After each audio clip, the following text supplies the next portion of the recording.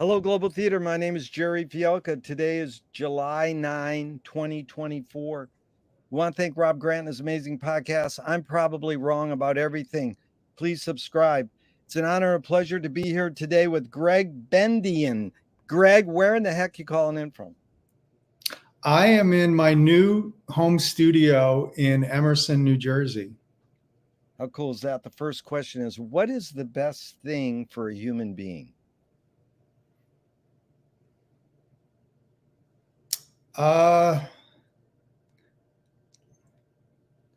Love.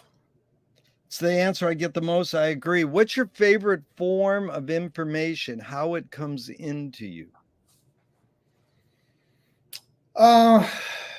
Probably visual, which is funny because I hear visual. I have a synesthesia, so I hear things that I see and I see things that I hear. Yeah. Sometimes I taste sounds. Sometimes I have a sound that goes with a scent. How's that for an answer? No, that's great. My friend had this theory from Balamenti's soundtracks with Lynch that the color blue or the color red was C, the note C. So I went up to Frank one day and I said, what color is C? And he goes, I don't know. Ask Rimsky-Korsakov. Right. And then also Scriabin and Messiaen had color-coded things for, That's why Frank's saying color note organ. Yeah, right. Gregg, why do you think humans collect or gather information? Oh my God, yeah. Well, the short answer is we feel it's precious and we don't want to lose it. Yeah. Well, is this need or want to collect information more innate or more invented? Well, in my case, very much innate as an Armenian, and having had ancestors involved in genocide at the turn of the 20th century, involved in, slaughtered. I think that it's very important to remember things and to really contextualize things on a historical basis, and I tend to do that. It helps me cope, to understand, these things happen all the time. They've been happening throughout humanity. Oh, it must have something to do with humanity and maybe not the place. Amazing. You're anticipating something we're going to get into, so that was really well put. Do thoughts create emotions? Yes. Yeah. Fill in the blank. I don't know what I think until I look at it from all angles. Yeah. McLuhan says, I don't know what I think until I say it. Joan Didion says, I don't know what I think until I write it. But I love your comprehensiveness, all angles. That's good. Mm-hmm. Can humans think without language? Well, define language. Yeah. Words. I mean, this is the thing, yes, humans, I do this all the time. I mean, in interviews, I make facial expressions rather than sounds because I don't want to, interrupt the other person, and I want them to know I'm listening. So yeah, I'm going to, I'll eyebrows communicate and mouths and head movement and all this, and through touch and through eye contact and, all of these things. As a teacher, I try to use everything to communicate, to get my point across, short of jumping up and down. Well, Chomsky says a language is not just words. It's a culture, a tradition, a unification of community, a whole history that creates what a community is. What do you do when language doesn't work? When language breaks down, what do you do? Well, let me just say also, I really very much agree with the idea of language. I used to have a group, an ensemble called Collective Language. And Wow. so, it's interesting to me to think of music as a language, to think of words in terms of poetry, creating another language. Like I recently was thinking about John Anderson writing lyrics for Yes, and appropriating verbs as nouns and nouns as verbs, and just this idea of using language and then to create imagery, and also to create movement or a feeling of urgency, and also frequency. This is the thing where I've just been recording with this wonderful guitar player Tim Motzer, and uh, certain frequencies affect us emotionally differently. And obviously, if I were to say to you, think of your highest frequencies and think of your lowest, you'd have two different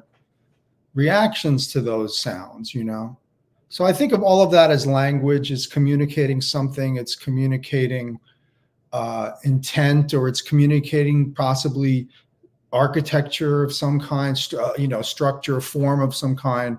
But it's also it's not just through what we call words.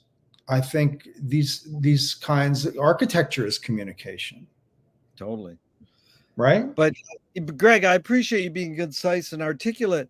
But like, if you're at the grocery store and there's some miscommunication with the clerk, what do you do when language in that kind of Oh, situation I didn't answer breaks? your question. You're Yeah, right. no, that's all right. Just let me clarify. You don't have to answer the question. My thing is, these are just prompts and you can go wherever you want. But I'm just curious because I've appreciated what you said, and that's what I'm after. I'm after anecdotes, stories, and tangents.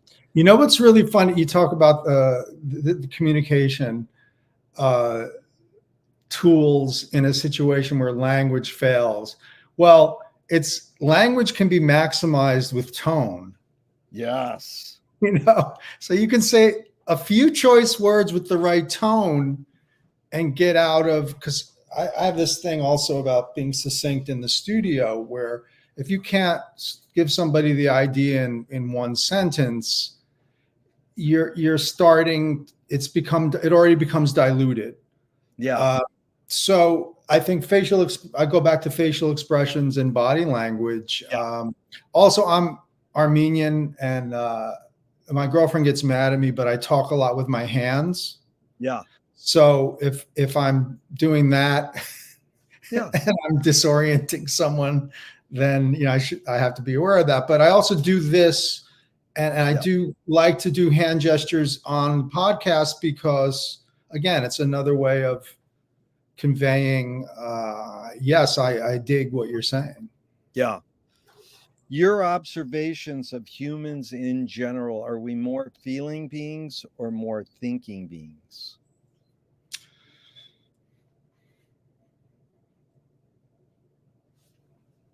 Well, the goal, as I remember it from Todd Rundgren's Utopia, Oops, Wrong Planet, the goal was use your head, use your heart, save yourself. And Wow. that worked for me for many years, works for me today. So I would like to think that I'm balancing down the middle. When you say people or human beings, well, I sometimes wonder if people are thinking enough Yeah. and feeling too much. Yeah. It's funny because we can't really separate feeling from thinking, but we think we can because we invented the words. So Bridget Bardot said, "When I make love, I don't think." I'm like, good luck. How can you turn your brain off? But there's a bumper sticker on a car in my street that says, "Don't believe everything you think." And I'm like, well, you could change it. Don't believe everything you feel. But you know what the answer I get 80% is, I think we're more feeling beings. So it's interesting, you know, how people, and anyways, let's go on. Here's Oh, Alan. but wait a minute. Then let me talk about your neighbor. Yeah. Joni, woman of heart and mind. Yeah. That's, you Yeah. know, that's the shit. Yeah. That's like we're stuck between uh, chaos and paradise. It's good. Love it. Yeah, my neighbor. That's right. Yeah, your neighbor. um, Here's two questions from Alan Turing, Mm, 1950s. Is thinking a function of the soul? it is for me. Second, can machines think? Okay, well then you're into like what is thinking? Can they compute? Yes. Is thinking computing part of it? Um, and they're now saying that they can think with AI, but there's also a lot of controversy about whether that's really working properly and what are the possible bad outcomes. So iRobot, checking in with iRobot. Hopefully, machines don't think. Yeah. Do you more Not well what more, we do. See, because also, sorry no, to please. addendum here, Yeah. but also we are thinking based on feelings too. So they're connected, and do machines feel? No, Yeah. probably.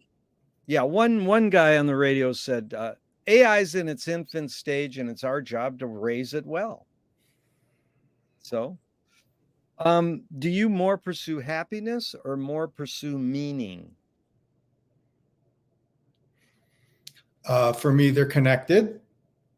Um, I'm most happy when I feel meaning in my work. Yeah.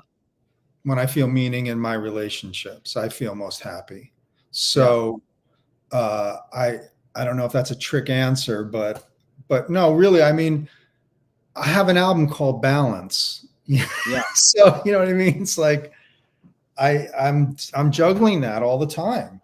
Yeah. Yeah, that's some of these early questions are either this or more that. It's not. It's really just a prompt, but So it's really, I'm getting what, like I'm a C minus right now. dude. You're A plus. You're moving right along. I love that. Just to give the background on that question is from Viktor Frankl's book.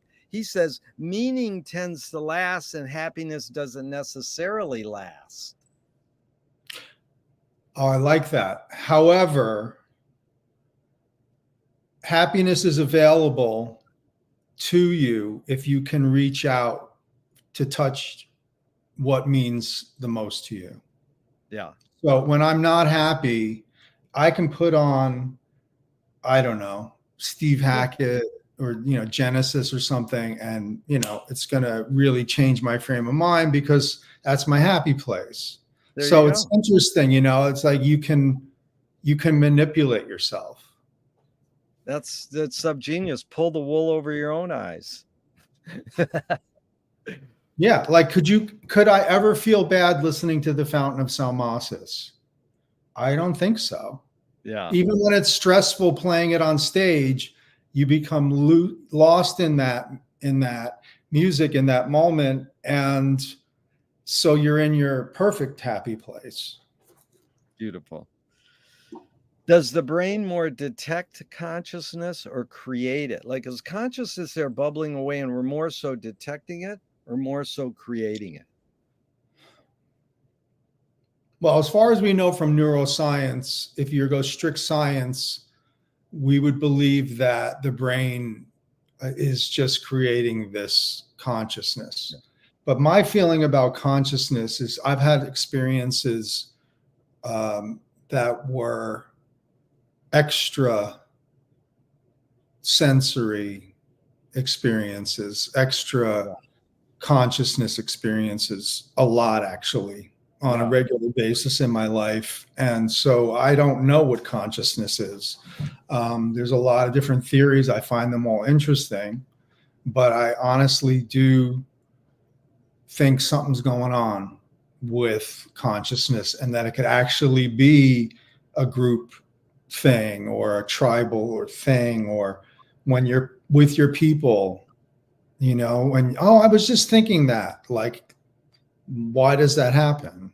Yeah. So I think there's some other sort of consciousness. There's well, like vibrational levels. If all you work 60 years, to figure out the world and people, and why things happen, and why didn't I read that correctly, and you fine tune your intuition, which is another thing I think is a really important word for me with consciousness. How is consciousness connected to intuition?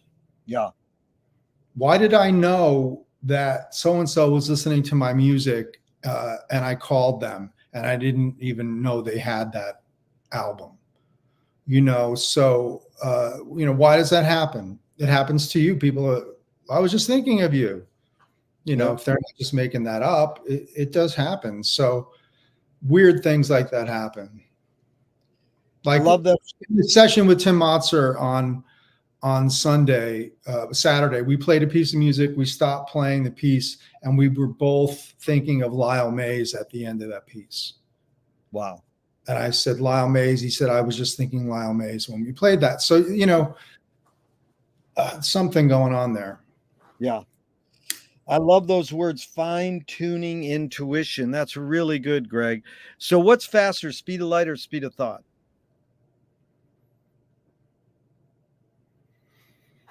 I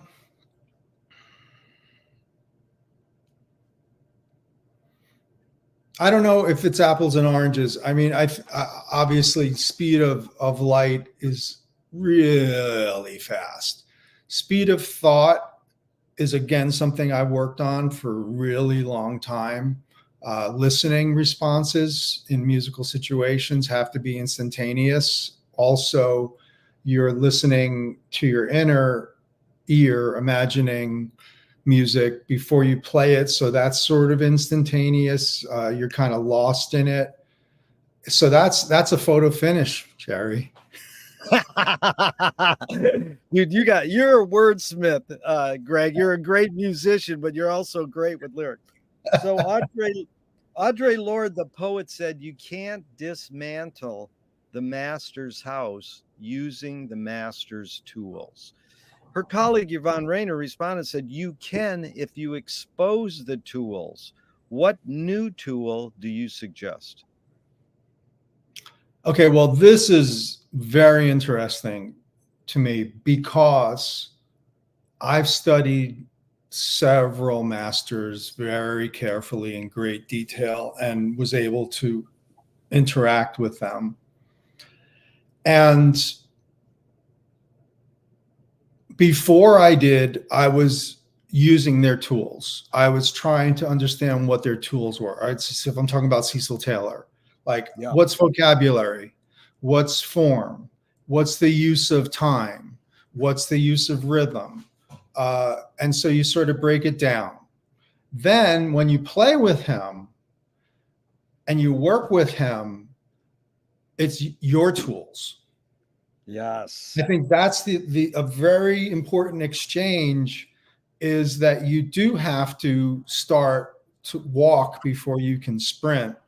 And so walking yourself through, like in the case of Cecil's music, not only did I study with Steve McCall and Andrew Cyril, who came before me, but I played along as a high school student. I would play along to his solo piano records. So it was like I was duetting with him, but his part was fixed. But I'd probably, if I had memorized it, I started to understand by playing along to his records.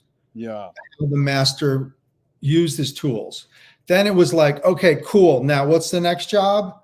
What are you going to have to say about it as an artist, percussion artist, whatever? And what can you add to the picture? Yeah. And in my case with both Cecil and Ornette, they were so open to letting you do your thing. They weren't giving it lip service. They meant it. Like, wow, you really played some interesting stuff. Like, not don't do this, don't do that. The opposite happened. Ornette put a timpani part in front of me and said, I don't want you to play any of this. Wow. I want you to do your thing. Yes, sir, that's possible. Yeah, you evoked Newton and Umberto Eco. So we stand on the shoulders of giants and we look farther. And Zappa was asked once, "What's a genius?" He said, "A genius is someone who rips off from somebody else and you can't tell who they ripped off from." And it's like, sorry, Frank, we know you're Spike Jones meets Edgar Varese with a little Johnny Guitar Watson on the side. But it is like, how do you kind of not become a Spike Jones clone? This is what I call synthesis and the Yeah, proper use of the word fusion. Fusion yeah, is not a genre, fusion is a process. it's a So process. Yeah, so for me, we are all creating an amalgam of the things that we love. yeah, If we are doing that and expressing it through music, I have people that didn't just say, "Oh, I heard your tune, blah blah blah," kind of monkish. People even go, "Oh, kind of Dolphy." yeah, And that to me is like, yes, that's yeah, very important to me. Like, I yeah, loved his lines, I yeah, loved his angular shit, and so yeah. it spoke to me as a very modern, he's like an abstract Charlie Parker. Yes. That was Jimmy Lyons, by the way. I'm just saying, like, so we always, I think we succeed Yeah. more frequently when we understand what the foundational shit is. Yeah. And like Neil Young also is a very important hero for me. And he says you go back to the source. And Yeah. when you go back to the source, you're responding to it as you today. But the source is from before you or maybe early in your childhood. And Yeah. you're drawing from that. Yeah. When you're playing, it's not like it's funny. It's at once a void and at once just chock full of possibility. Yeah. Really good, Greg. I appreciate this. It reminds me of this. I learned from someone.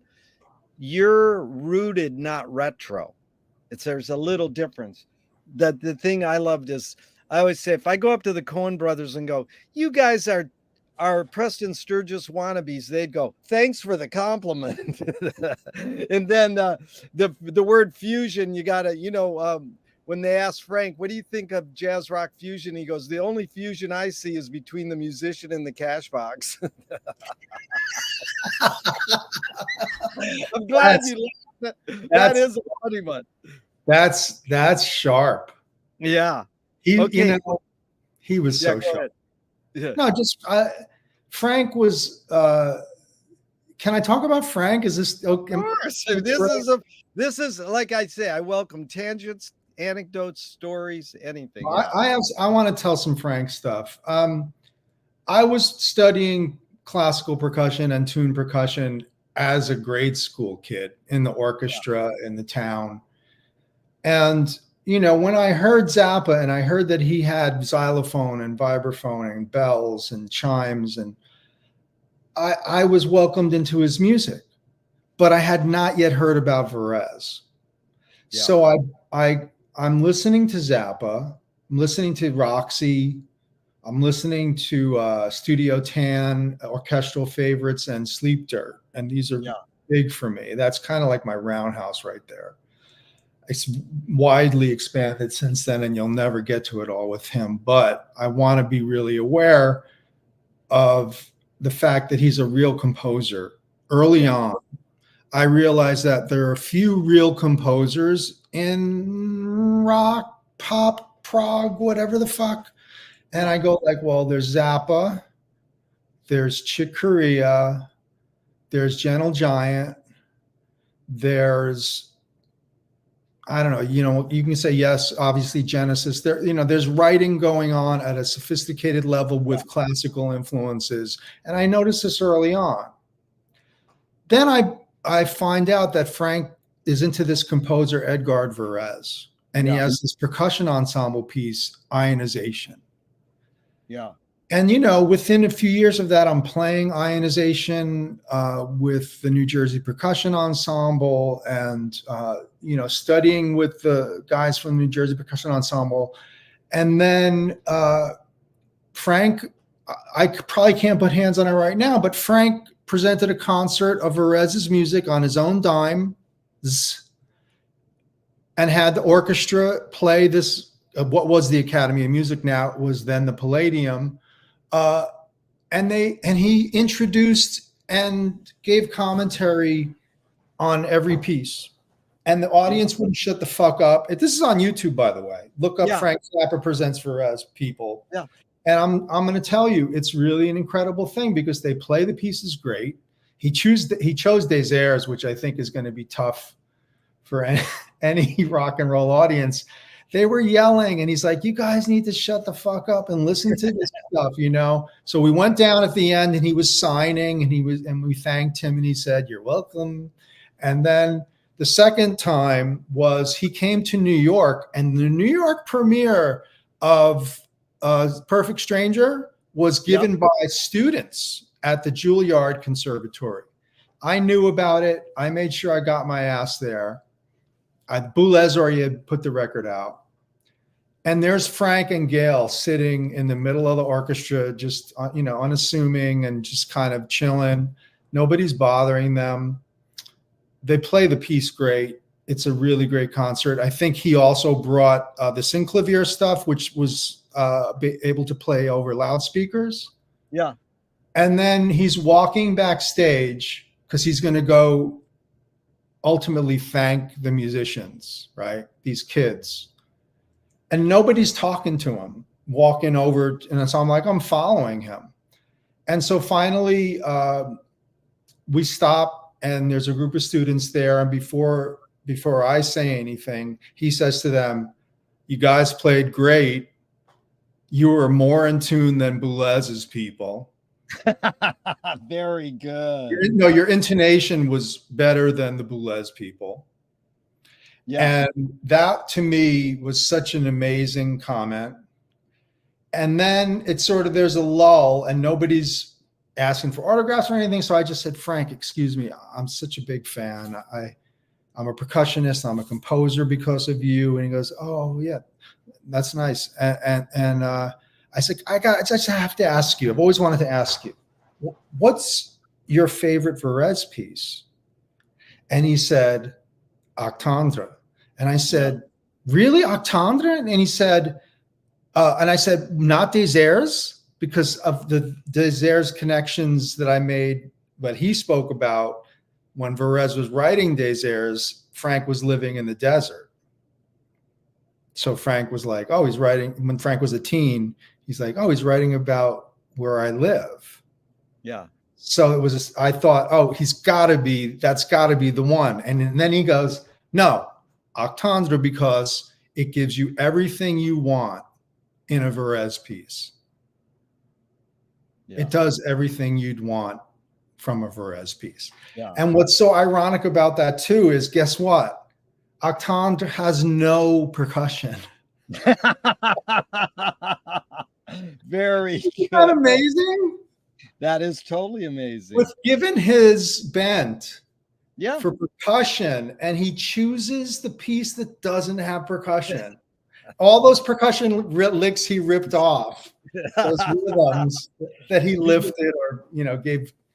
Gregg, have you seen Frank sing his first composition ever on Midnight Special? It's called Mice. He goes, "The first song I ever wrote," goes, it's like he just vocalizes a little percussion riff. Yeah, you got to see it because it reminded. It's like, here's a dude starts off percussion, and then his favorite piece by his hero. Oh, this one. Bob Marshall did one of the best Zappa interviews ever. If you've never seen, it. Okay, so he said, and he said he interviewed a medium, and he talked to Frank from the grave. So what? You believe it or not, it doesn't matter. The question he asked Frank from the grave was, "What does Perez think of your music?" So you see Frank walking down the hall in heaven, and he sees Perez's door, and he knocks on the door, and he goes, "Edgar!" And Edgar goes, he gives really three choices. Edgar goes, get the fuck away from me, kid. You ripped me off. 2, he goes, oh, I heard your stuff. It's okay. Or 3 goes, Frank, you did a great job ripping me off. Sit down. Let's talk.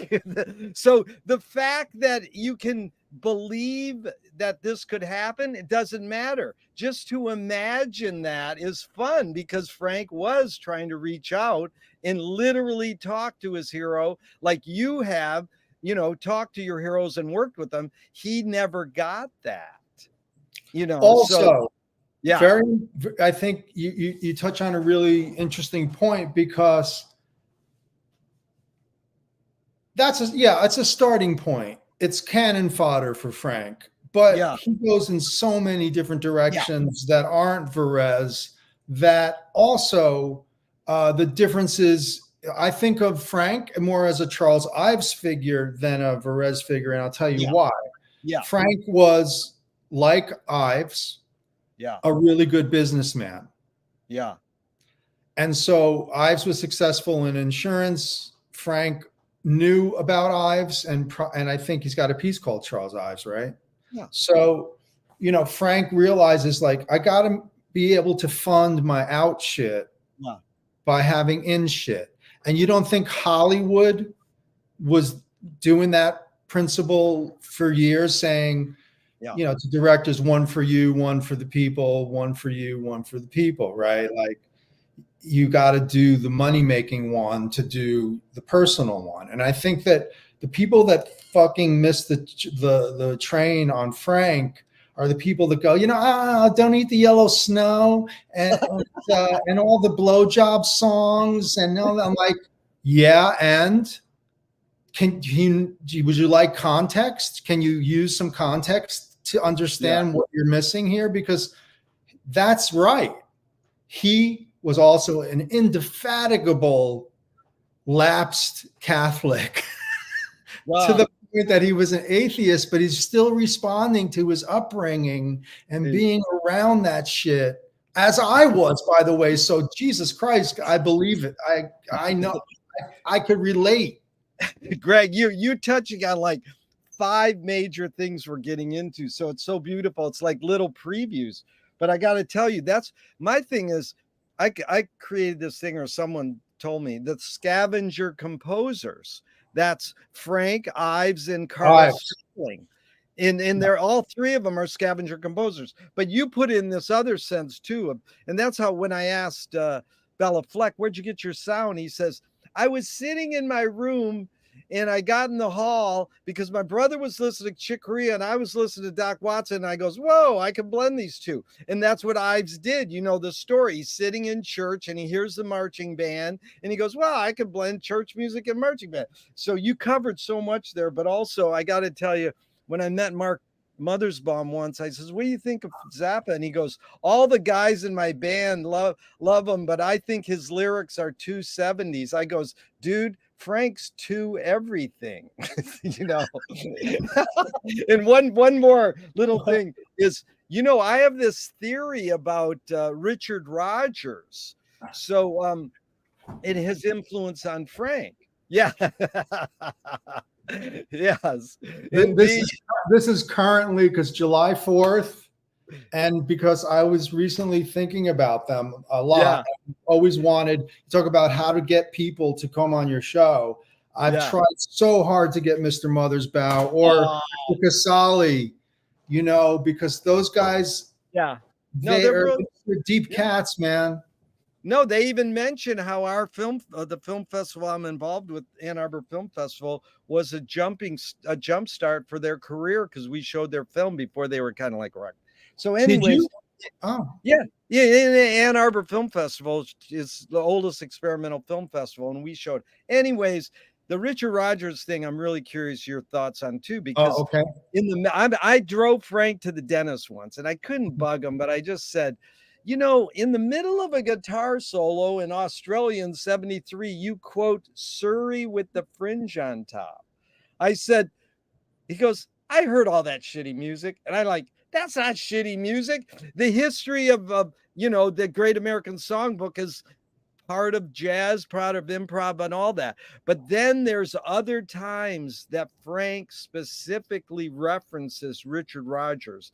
And there's like about 4 that I've counted, but it's amazing thing because a lot of people my age learn jazz and blues from their parents playing Oklahoma and West Side Story around the house. We didn't realize we were hearing jazz and blues. We thought it was American musicals, but we were hearing this. So I think it's amazing. You know, the big one Frank quoted was, "Isn't it romantic?" in Punky's Whips. So he's quoting, you know, Well, he was an encyclopedia. I mean, look, yeah. just the fact that he was a major doo-wop guy, Yeah. like on that level of knowledge, he had Yeah. an encyclopedic brain.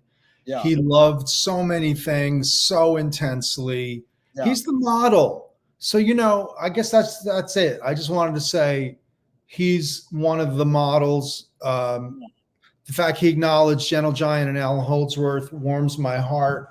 I wish I could have had a conversation with him because clearly he's, you know, he's an amazing mind. Yeah. Zappa's mind was inspiring to us. Zappa as a figure of intellect. Yeah. Well, we'll have you if you want to. We have these Zappa salons once a year or every so often, and it's not so much the players; it's people like you who have a mind and want to talk more about the whole big picture of Frank and not the real nitpick like detail. But I'll tell you one more that's funny. I saw Frank once tell Chad Wackerman, "Play a Herman's Hermit beat." And it's like, does he even know who Herman's Hermits is? I mean, I think Chad might, but it's just like, you know, okay, so that was the Audre Lorde question, and that was about the tool. Now the question is, what new tool do you you answered what new tool you suggest. What new toy do you suggest? I have to say, I'm really interested in the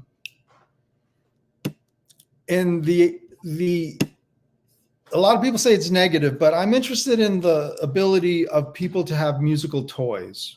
Yeah.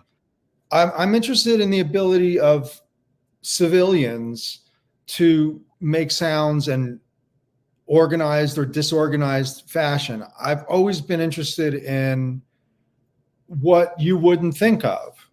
So toys and play is huge. Yeah. You know what I'm saying? So it's like, it's super important that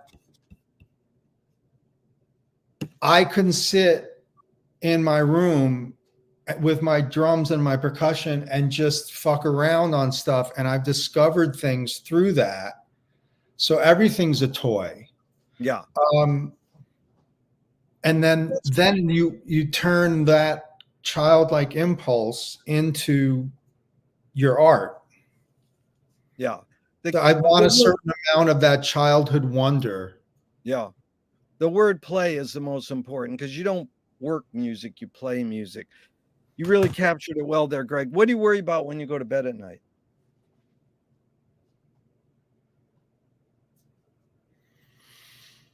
Oh, my son, he lives in Philly, so you know, I don't speak to him every day, but you know, that kind of thing.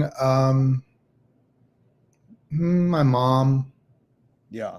you know, that kind of stuff. The things that are, I think, most important. Beautiful. Yeah. Okay, Gregg, McLuhan learned from Ezra Pound that artists are the antenna of the race.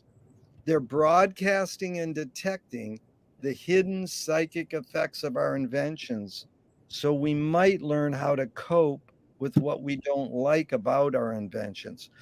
So, Gregg, I asked you the question Marshall probed his whole career. Why do we ignore the hidden psychic effects of our inventions, even though the artists are broadcasting them to us? We do ignore them? That's good. You're answering a question with a question. You win. That's what the series is all about. I mean, honestly, though, like that's presupposing that there's a wide scale ignoring. There's plenty of it, but what are you really asking me? Well, it's sort of like we don't know what, let's just take inventing drumsticks did to us. We invented this tool instead of using our hands, and we just embrace it. People don't really know, the great scene in Baby Snakes is Terry Bozzio says, I feel like I've been pounding my hands on nails. But it is like there's hidden psychic effects to everything we invent. I mean, since COVID, we've all been, as Aretha Franklin says, who's zooming who? I mean, we don't know the hidden psychic effects of Zooms, but I've run discussions for 40 years. Since Zoom took over, I don't set up folding chairs anymore. The people don't have to come and park, and everybody's more attentive in a Zoom meeting.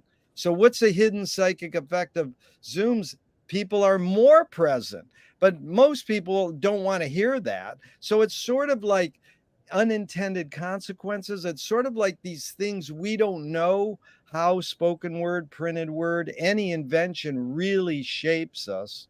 But sometimes artists kind of tell us that they might not even be doing it on purpose. But the arts sort of reveal more than what the product is of the art. Sort of like when you brought up that song where you said that can make me happy. Well, what if, that's sort of like a hidden psychic effect, emotional hidden psychic effect for you, whereas you might play it for someone else and they go, I don't get it.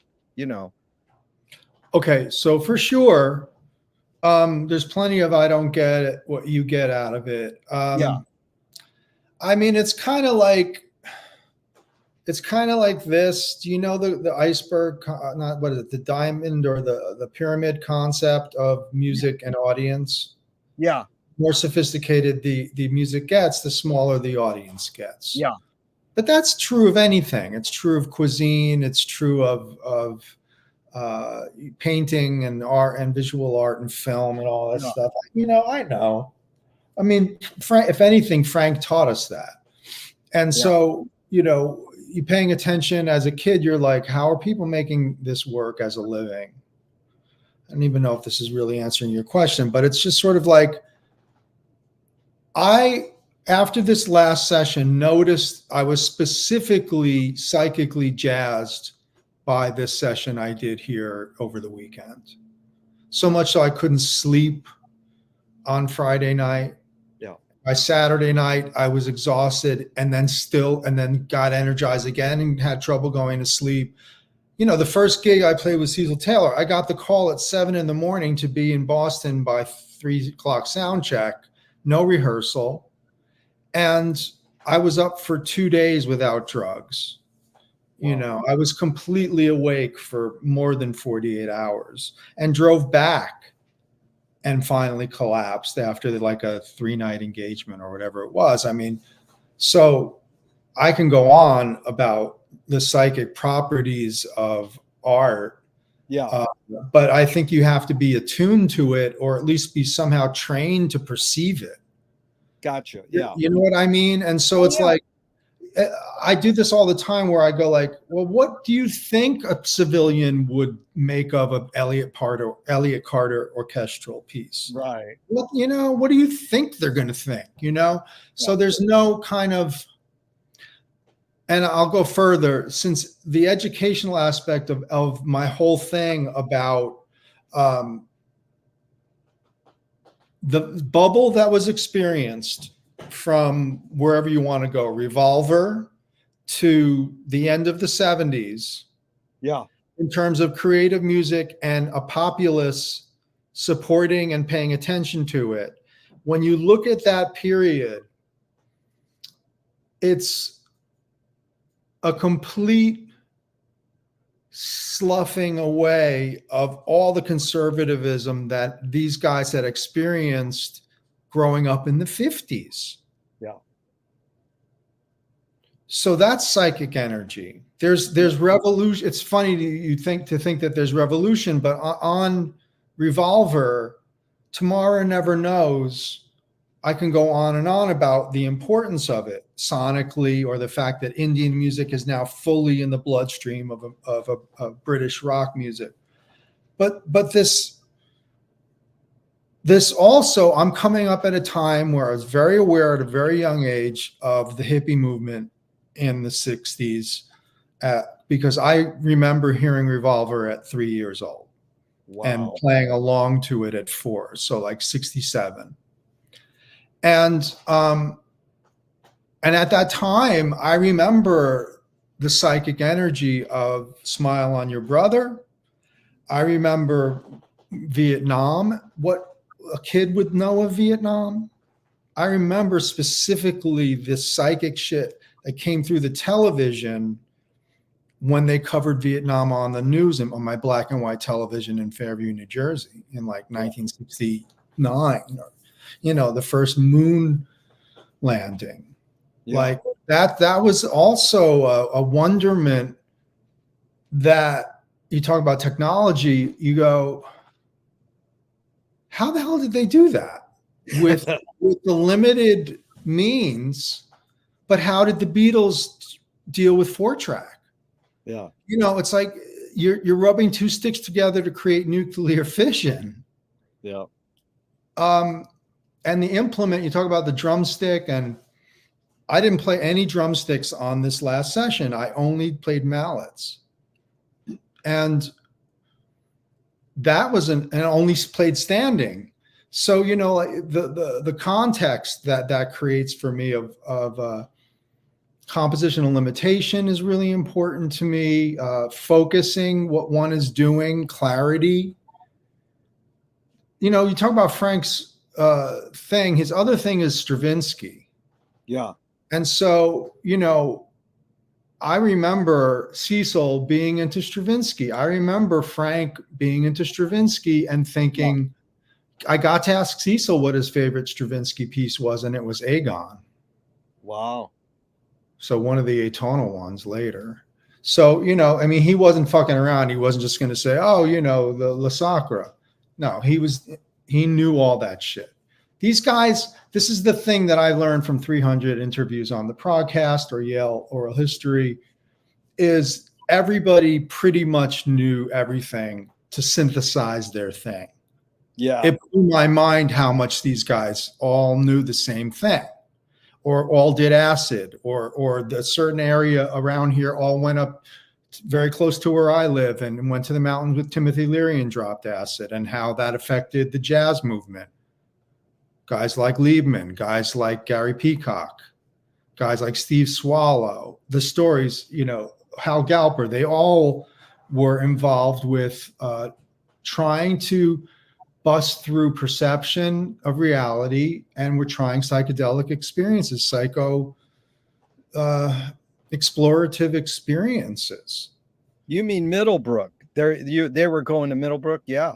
Well, that's what Hal told me about. Yep. Yeah, that's Peggy just died. Peggy Hitchcock just died, in fact, and her family. But that was really good. I got to tell you one Stravinsky thing with Frank, though.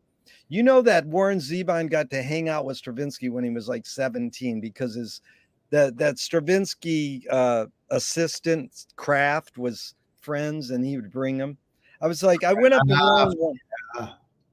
to Warren once at an art opening. I said, so you hung out with Stravinsky. What do you think he contributed to the world of music? And he goes, I don't know. It was like, Frank should have been the 17-year-old who was hanging out with Stravinsky, not Warren. But anyways, dude, that was really good, Greg. Do artists have moral obligation? Well, that's something I embraced pretty early on, trying to represent at least one piece per project would refer to my Armenian heritage and point the way to Armenian history and the history of the genocide in 1915. So I use my platform, however small that it is, to have a certain sense of history. For instance, in 2001, when I did the tribute to Jack Kirby, Requiem for Jack Kirby, with my group Interzone, and I licensed. So this will crack you up. So Don't Give a Shit was the comic book industry in 2001 that I licensed images by Kirby, black and white, and then I had them colored. But I licensed them for $200 because nobody at DC wanted to charge me at anything for Jack Kirby because he was so respected. And everybody that I was connected with, Stan Lee at that point, for everybody did this for free. So the psychic energy on that thing was clean.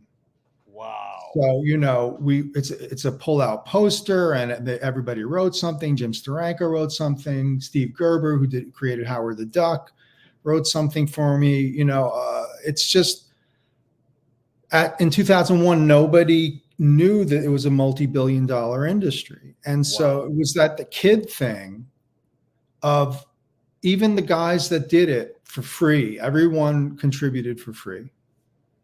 And I had a nice email exchange with Stan Lee where I was able to thank him for using really good vocabulary in Namor and certain comic books that were, Thor, where it was sort of pseudo Shakespeare, and it was fun. He was clearly a brilliant guy, clearly a brilliant man. But he and Jack together created this universe that would become mine. But at a time, I was buying them for 20 cents a piece.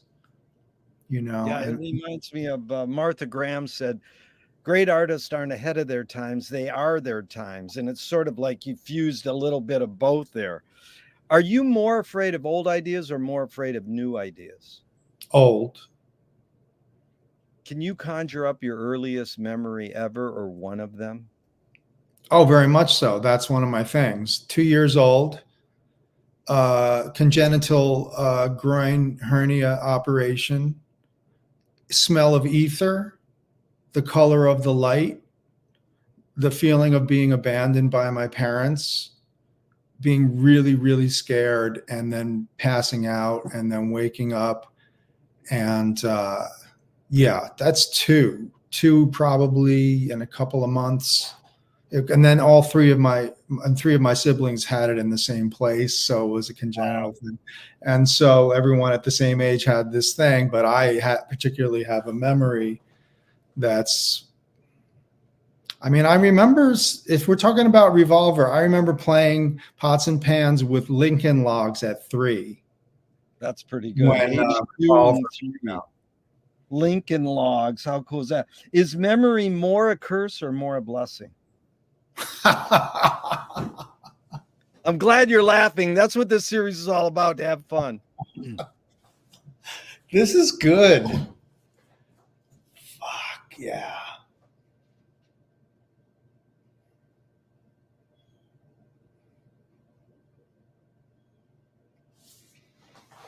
I don't overuse it, so I'm going to use it here, but that's very much a blessing and a curse. Yeah, both. That's the definition of a blessing and a curse. Yeah. Because my memory is ridiculous. It's like a steel thread. I have a visual memory, I have a smell memory, I have sonic memory, and it's just something that I don't know why. It was just paying attention. Like, David Frick, right? Yeah. Okay. So David Frick and I got into talking about music in the 70s, and such detail on both ends, to the point where I said to him, we're talking about really micro details here from stuff from a long time ago. And he said, it's really easy to remember stuff when you love it that much. Yes. Like, I remember seeing Stan Kenton, thanks to my dad, in a high school auditorium in New Jersey. I remember seeing Ravi Shankar at a local college. Nice. I remember all that first stuff. Yeah. I remember Planet of the Apes in '68. I was 5. My mom took me thinking it was a nature doc. And all of a sudden, this music takes you into this other world with Jerry Goldsmith. Wow. It's such an atmosphere if you just listen to Planet of the Apes soundtrack, it will fuck you up. but just the way that I'm 5 years old listening to atonal and electrified music that was really put together with a lot of percussion. Hello. And so I'm 5, I'm freaked out. Yeah. I was very, and we didn't leave. My mom's like, we paid and it's air conditioned. We're not leaving. And I sat there and experienced the ending, and it's just the shore washing away and coming back. And I'm like 5 years old, and I had an adult experience that really kind of messed me up for the rest of my life, because that and Fantasia, which has Stravinsky Les Sacre, at that age, when you hear that, you've already been taken to the mountain, and now you sort of like because it both of them really messed me up emotionally, psychically. Yeah. Because the dinosaurs died during boom, boom, boom, bing, boom, boom, boom, boom, blah, da, dee, da, da, blah, da, blah. They're dying in that. And when they're dying, I start sobbing, and I had to be removed from the theater. That's at like 4. Oh. I'm like, are you kidding me? I love dinosaurs. What is this music? And I just like lose my shit. And then my dad or my mom takes me out of the place, because I'm like, it's happening for real. I think the beauty is you did a major McLuhan formulas. You turned a breakdown into a breakthrough. So even though it moved you, learned the emotionality of music, but you had to experience it. You had to cry the notes out of your noggin. Okay, tell me someone, Gregg, within your immediate family, please, and then outside your immediate family, just briefly, who had an impact on you, kind of like a role model, and what specifically was that impact?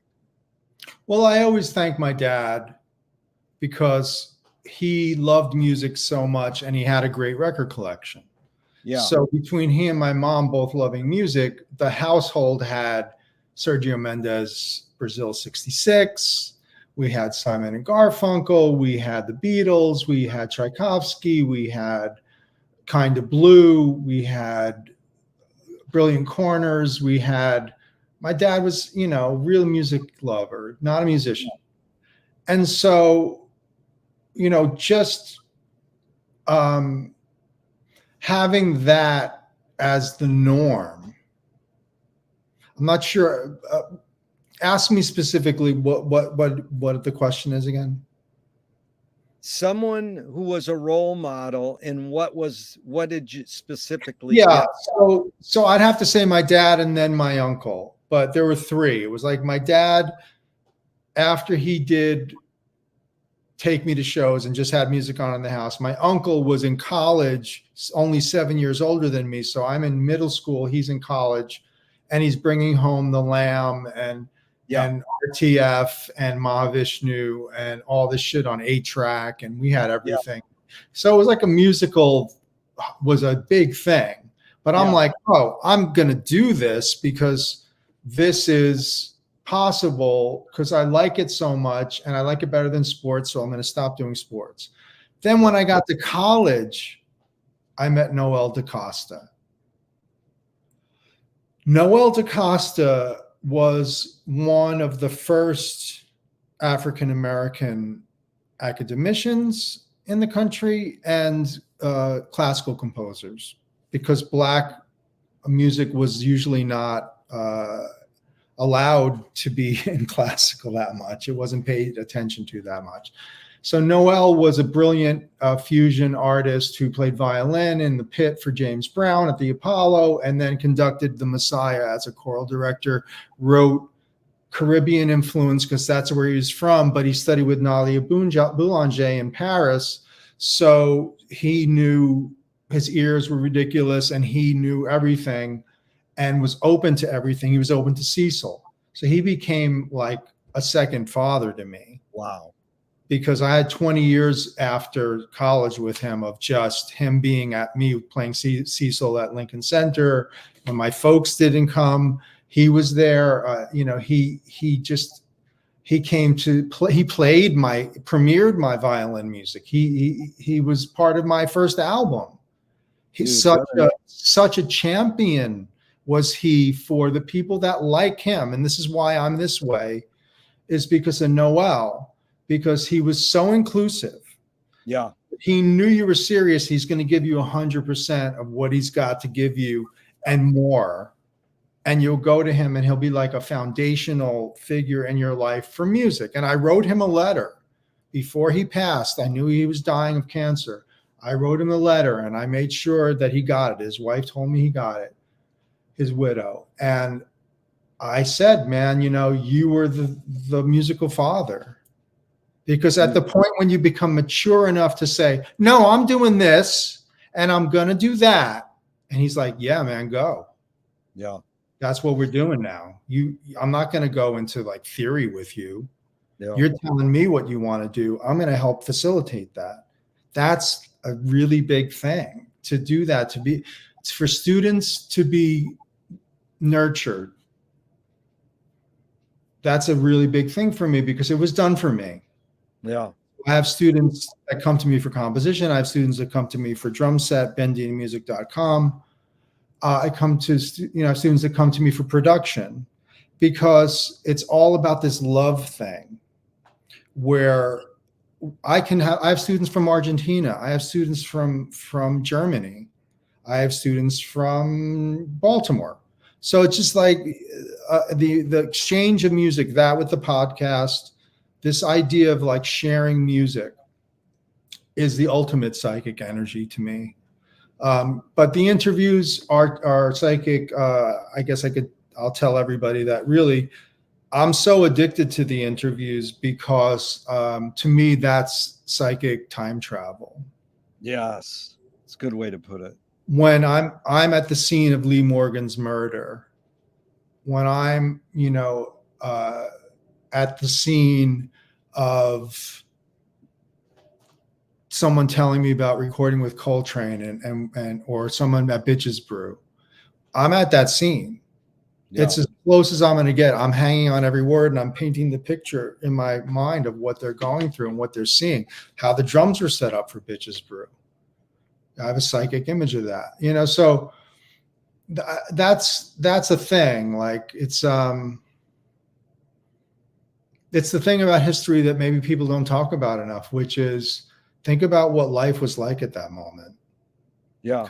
Compared to now or compared to different periods.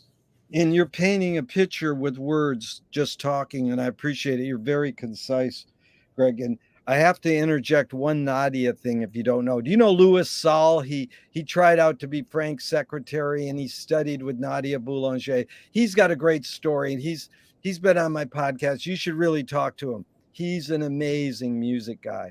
Wow, cool. Anyways, he's got a long music story. But he's studying with Nadia Boulanger and he learns how to play It Must Be a Camel by Zappa on the piano. So he goes, and she hated rock and jazz, sort of.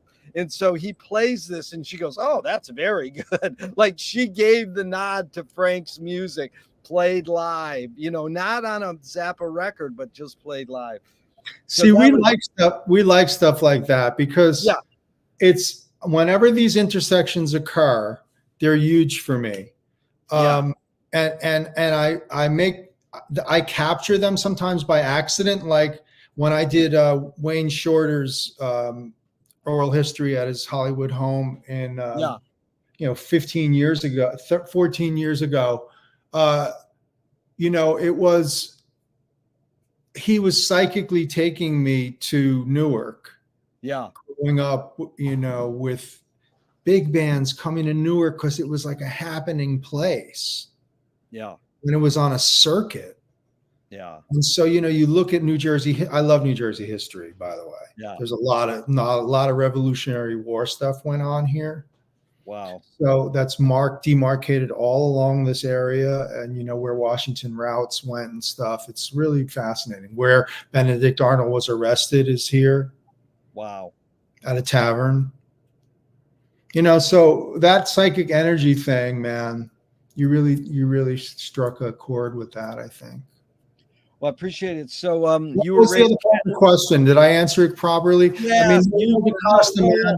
I feel like you paint pictures, Noel. I feel like I just got a vibe on who he is so beautifully and how he affected you. That was the main part. Okay, you were raised Roman Catholic. Do you pray? If God exists, what would you like God to say to you after you die? You did the best you could. Do evil people exist, or does evil use people as a vehicle? It's part of human nature somehow. Yeah.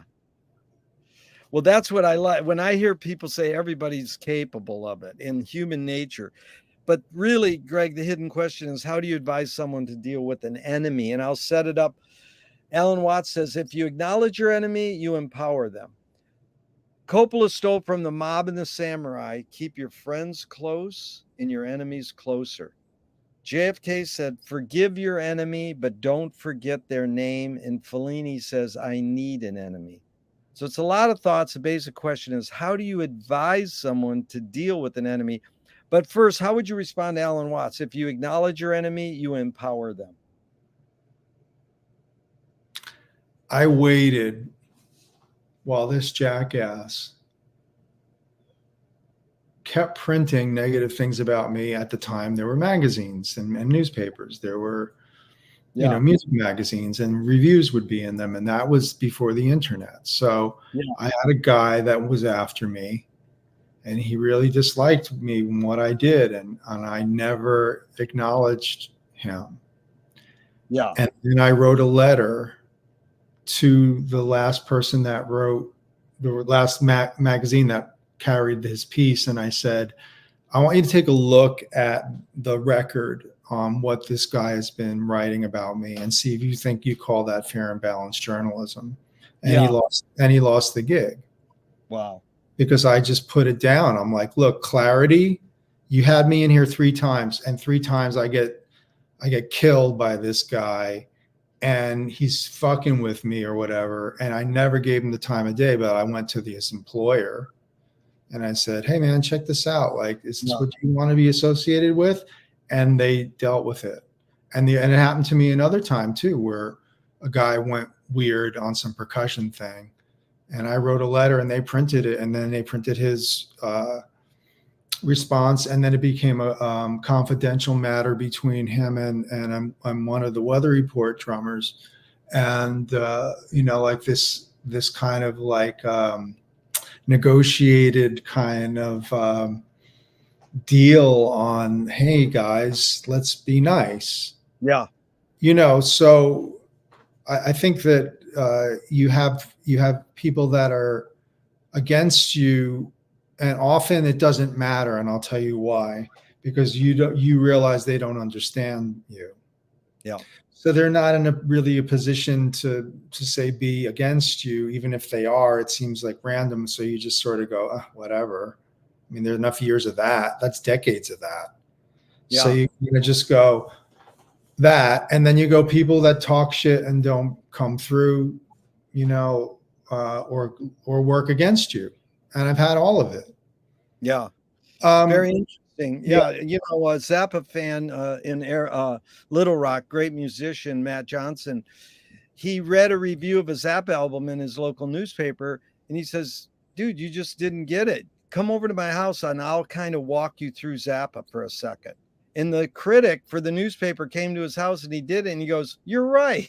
So he called up the Zap hotline, told me this, and I told it to Frank and Gail, and they send him flowers. Says, "Hey, thanks for," because that attempt to reach out and enlighten someone and keep the conversation going. But it's sort of like this other thing that Nassim Taleb says that follows up is games were created to give non-heroes the illusion of winning. In real life, we don't know who wins or loses, but we can tell who a hero is. My friend said, well, villains don't think they're bad. They want control. Heroes want freedom. And Gregory Bateson says, when the criminal gets caught, does he go, whoa, my criminal skills weren't up to snuff that day? Or does he go, oh, I did something morally and socially wrong? So again, it's a lot of prompts. You can go wherever you want, but the basic question is, does punishment work?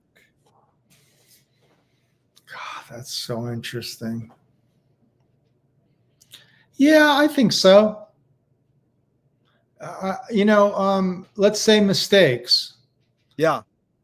You get punished for mistakes. And if you don't learn from your mistakes, then you're not learning, you're not growing. Yeah. So I think that it's fair to say that a person who wants to grow and get better would learn from pain of mistakes, Yeah. and that would be my answer. Well, James Joyce was the first projectionist in Dublin 100 years ago. He basically checked out. He said, "This is stupid. Why should I go inside a building and see a movie of a tree when I can go outside and see a real tree?" Years later, Faulkner said, "Sometimes the best fiction is more true than journalism." Why do we have to recreate things in order to get them? Why do we have to go to a theatrical play of people acting out life? Why don't we just live life?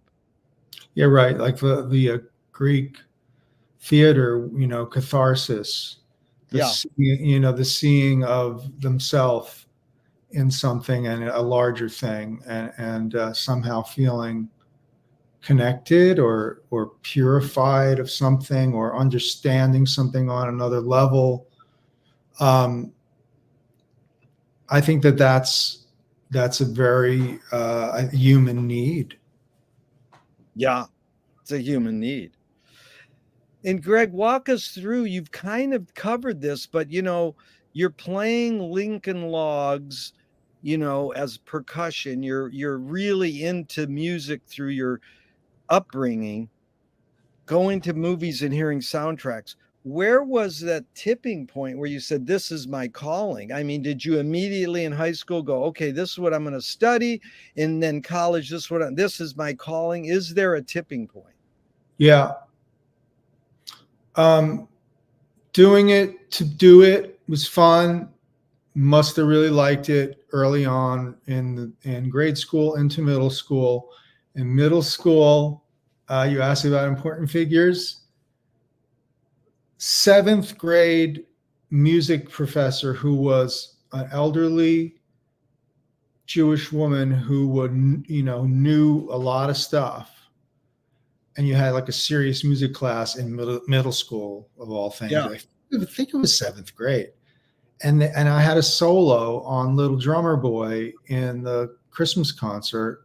And the next day in class, she said, "Before class starts, I'd like to say, Mr. Bendian, that was lovely hearing you play your solo on the Little Drummer Boy. You're very musical. I really enjoyed it." And everybody was like, "Wow, she's not nice." And she said something like that in class, and everyone was like, "Whoa." And I was like, "Okay, so I don't suck. That's good." And then I went from there to like, okay, we had good teachers. So Yeah. I would make sure they knew that I was serious and I was practicing and I was writing, and then they had to deal with me. And they were young enough, they weren't burned out. They Yeah. were like, they yelled at you and they, would call you out on shit being episodic or short or not developed, or they call, like they point stuff out. It wasn't it wasn't a nice thing. It was just sort of like coach kind of stuff. Yeah. And I had done athletics, so team and the idea of a guy who knows more than you shut up. And the guy goes, "Look, here's the problem, fix it." And then you have to do that when you're out of their care. Yeah. So, that's huge. So Mildred Bach Cronish was her name. And she started this thing. And then it went on to like, oh, there's a New Jersey percussion ensemble and they're playing Varese. Yeah. That's pretty cool. There's a record on Nonesuch. Okay. So like, and the air now came from Chicago to the Lower East Side, and Threadgill is there. And you could go and take 2 buses and run into Ed Blackwell on the way. Like, okay, this is amazing. Yeah. Cecil on the street anytime. Like he'd be going to gigs or he'd be up for a few days, and you'd run into him on the sidewalk on 7th Avenue South. He'd go to Sweet Basil, and you, hey guys, what's going on? John Cage, hey guys, how you doing? Nice. Like that was the the energy of that time, very much so. So this is perfect. Now, a screenwriting teacher told me great art is when you can clearly see the intention of the maker. Kubrick says the opposite. Great art is when you can clearly not see the intention of the maker. What role does intention play in your creative process when you're writing a Gregg composition? It's not a commission, it is Gregg composition. What role does intention play? Intention is everything. Yeah. Intention is always, intention is the thing. Yeah. Intention is, if you don't communicate your intent, you're not communicating clearly, I think. So I've really tried to limit, in many ways, what I feel encompasses a composition, to include, like Stockhausen said, a composition could be about anything from 0 to 10. It could be about timbre from 0 to 10. It could be about dynamics from 0 to 10. It could be pitch 0 to 10. It could be rhythm from 0 to 10. It could be density to 0 to 10. So that's, once you have that, you have form. And so I feel much more freed to experience music as sound and organized sound, Varese said, actually. Yep. And I think that's fair. Like, and don't go nuts and be real precious about it, and just go, well, look, I heard Burt Bacharach. I heard the Carpenters. Am I going to say I didn't? Am I going to say Bread didn't blow my mind when I was a young romantic, pre-adolescent? I'm not going to lie to myself about that. If by Bread, I mean, dude, it's like, Gregg, you got to hear this. I just heard Kim Fowley. He said like the scum of of Hollywood rock and roll, but in a way, he's a great pioneer. He said he picked up David Gates hitchhiking before he was in Bread. He's two guys, masterminds of music hanging out. But that was really good. But, Duchamp said there's no art without an audience. How much are you thinking of your potential listeners when you're... First of all, there is art without an audience. I love people who just... Well, you're taking on a great Duchampian. He says, I'm going to contradict myself so I don't conform to my own ideas. It's so out to think that art is being experienced right now that we're not in touch with. Yeah. So does that make it non-art? No, art exists for you. And then it can be shared, but the art is how you do it and really appreciate it. I mean, that's why I'm kind of down to really limiting sonically, kind of, because it's like, I want you to hear the nuance. I want you to experience this and not be shocked, but be really intrigued. Yeah. And I think that's all we can ask for in art, is to intrigue people. I love Duchamp. Are you kidding, man? Duchamp was huge for me because the Cage connection and going to Philly and seeing the big glass and the large glass and, seeing the final work. Have you ever seen that? I've not, and I should, because I'm a total... You look in a peephole, and in the peephole in the wall, there's this three-dimensional scene behind the wall that you have no idea how it got set up that way. It looks like... I've studied it, but I haven't seen it live. But it's funny because at a Fred Frith lecture once, I kept asking him questions, and at one point he says, "Quit hassling me with Duchamp questions." But it is the phenomenon of what you touched on, and was what I have a beef with Frank. Frank goes, I just write this music for myself, and if other people like it, great. But indeed, he was raised in an atmosphere where it's a capitalistic consumer culture. And he knows if he hits these notes or sings these lyrics, people will buy his music and he can go make more music. So it's sort of like, how much are you thinking of your audience when you're making your music? Is there any element of that? Yeah.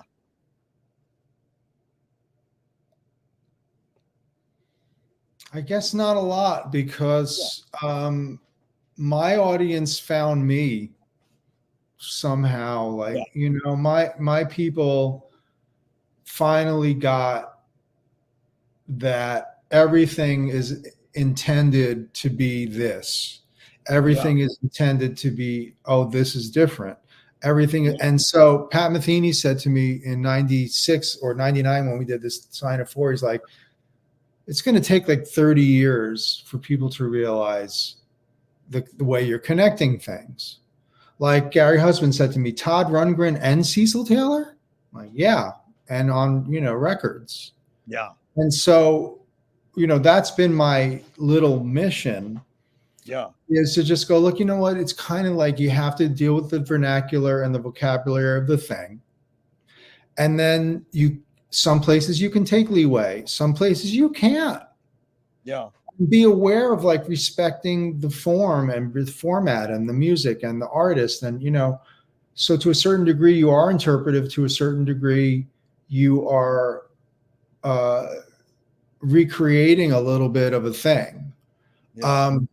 But through your lens, it's like Andy Partridge says, like when you try to imitate something, you make a mistake and it sounds like you. That is great. XCC. Gregg, you're kind of like, or maybe the Horace Tapscott of New Jersey. He played on a Mama Cass album, and then he's basically the Sun Ra of LA. I love Horace Tapscott. I know it is. You are. That's what you are. Because you Cecil Taylor and Todd. Dude, those are okay. A couple. This is McLuhan Eric says and Mahavishnu, like Zappa and Earl Brown, or the graphic scores guys, or like Cage with his Roll the Dice and Chance Operations, and like literally like hours and hours of projects like that in the same life. Only because I thought it was really cool. Like the British guys, like Cardew, they're like really interesting. You talk about Frith. You should see my episode on the podcast with Frith, because we talk about Cage. And I want to know to what degree was Cage important or not, because he was around, and then he didn't like our interpretation of 433 at Rutgers when I was a student. He complained. Well, whatever. So that's like really interesting to me, that he had an opinion. He says he had no opinion. Exactly. Well, this is funny because the Mother's back Neil Diamond once. No. And I says, and I says, Frank, why'd you do that? He says, he needed a band and he hired us. but anyways, this is McLuhan saying everything we invent extends some humanness, like knife and fork extends our teeth, shutter and a camera extends our eyelid, and maybe even non-tangible like philosophy or religion is an extension of consciousness. What does the mallet or the drumstick extend for you? What humanness? Well, the original musical idea. And can you get the mallet to translate some facsimile of that original idea by having a certain mastery of stroke and having a mastery of intent, and being able to express clearly with that instrument what your thought process thinks, flashes of a second before, and that's the tool. Cecil would call it the weapon, by the way. The weapon, wow. I like that a lot. Weaponry, he would say. That's Cecil. And then one time he said the art is the weapon. But I knew he knew, like I thought very much so, my sound choices were a weapon. The fact that I got bowed sheet metal on an A&M record in 1990, it was a major accomplishment of, fuck this, fuck the 80s. It was like, I couldn't believe what was happening in the 80s. There were good things that were happening, but there was also just like a soldiering through on the Lower East Side, and trying to create improvised music, but trying to create a sound and responding to that energy of the Lower East Side on 1982, 86, 89. It was intense. Yeah. But but by the time you get to the 90s, you got to go your own way. Like Right. that, I tried so hard to be part of a community, but ultimately you got to go your own way, and Yeah. you got to follow your combination of your hybrid of interests. Yeah, you have courage, and you're anticipating some questions, but I wanted to tell you, I got to talk to Captain Beefheart 52 times. Ah, 1991, he called me once a week on the phone, and he would pronounce Cecil's name Cecil. He goes, Cecil Taylor. He loved him. And I love cool. what you said. Okay, you touched on this. You almost answered this, but I'm going to ask it. What's the function of music? Well, it's functions. Yeah, it's multifunctional. So it can be background for people, and Eno, of course, pushes this to ambient music, and then there's direct communication on simple level with pop songs, and then there's people listening to really complicated music, and then there's people who are listening to music as sound and sound as music, and there are all those different levels of what its function is. It's all those functions to me, and more. Yeah. Dance music. Yeah. And Copeland, that's good. Copeland in says the four elements or ingredients of music are melody, harmony, rhythm, and tone color. First of all, how would you explain tone color to the normal human on the street, not in academic musical terms? What is tone color? I'd say, the difference between a flute and a piano note? Those two things, right? In your mind, Yeah. you can picture it right now. You can hear it. Yep. That difference is the tone color. You want to Yeah. add a third one? Oh, yeah. What's the third one? Harmonica. Yeah. Oh, harmonica. Are they the same as a piano or a flute? Well, it's kind of related to flute, but you see how it's different. And like you break it down like that. That's to a civilian how you would say, what is tone color? The difference between metal and wood.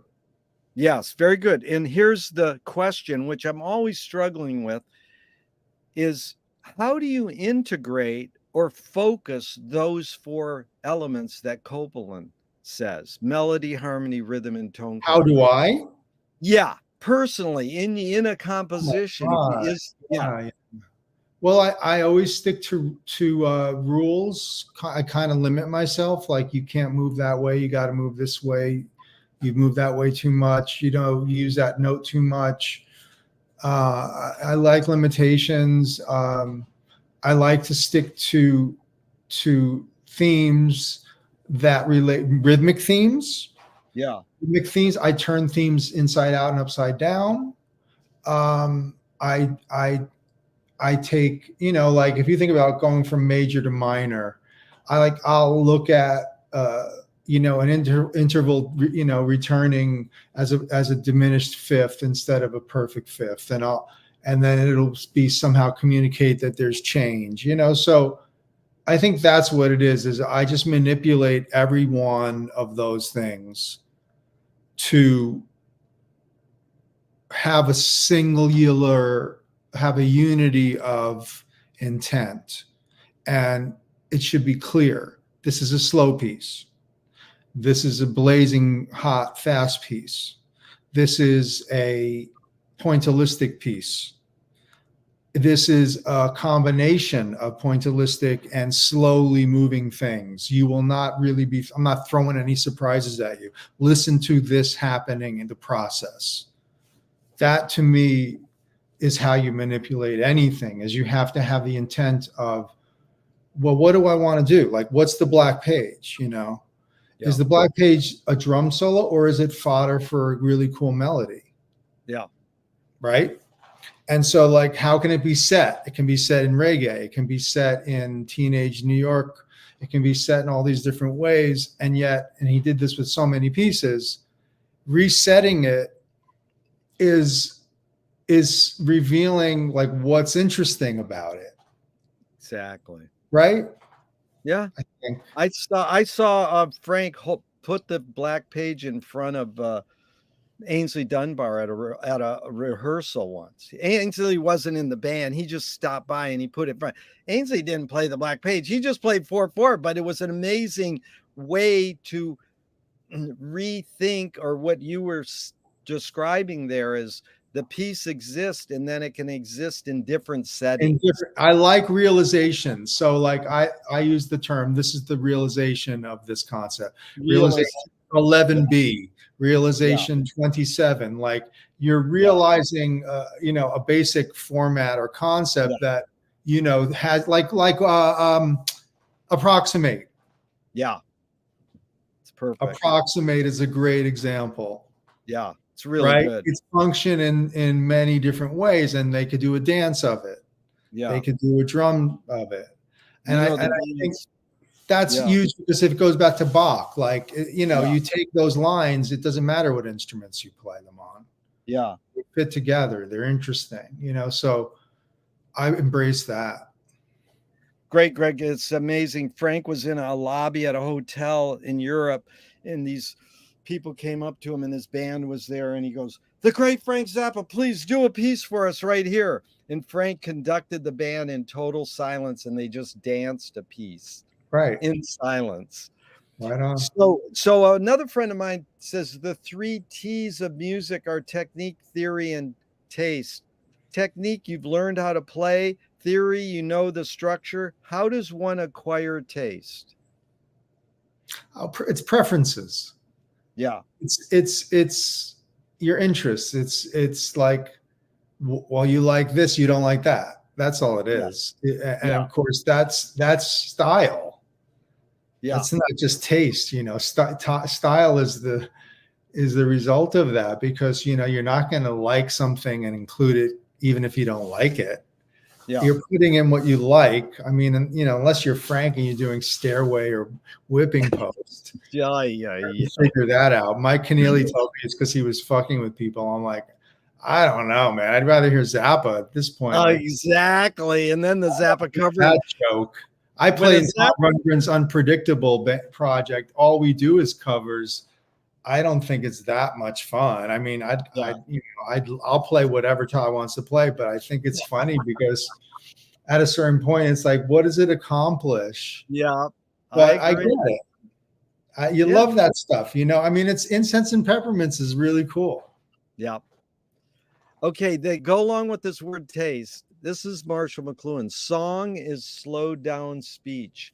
The reason cultures have different musical taste is ultimately connected to language difference. Any comment? I can read it again. What? The culture's language and the culture's music? He's saying the reason cultures have different musical taste is ultimately connected to language difference. It's very possible, but I don't see why it has to be that way. Yeah. It's very possible. I mean, I wouldn't be able to prove it if I said it was. I think, as much as it's connected to melody or lyric writing, maybe, then it is functionally connected by syllabication and articulation and that kind of thing. But no, because it's connected to dance. It's connected to other things that the culture brings to them to create music. What's more fundamental, language or music?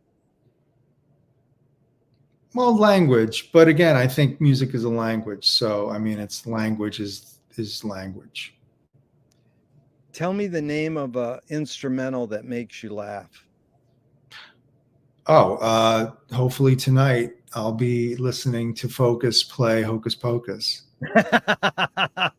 Hocus Next pocus. town over. So yeah, Yeah, I kind of got to go soon. So what else? yeah. Well, anyways, yeah. I was wondering if we could just do a part two because we barely even scratched the surface Oh on yeah, music. man. Oh, I Yeah. talk too much. Oh no, you don't talk too much. This is what I'm When welcome. I'll happily do a part two with you, Jerry. Yeah, And I do we'll really set have it to up. urinate. I'm sorry. Yeah.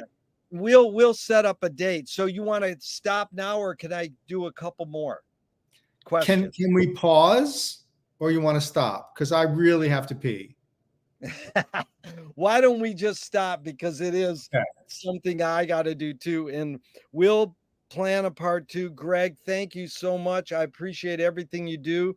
And down the line, even though I'm going to hit the end broadcast button, I hope this never ends and we keep talking forever Oh and ever. man, this was so much fun. I love the questions, and thank you for doing it this way. This is really, really fun. And thank you everybody for listening. See you part two.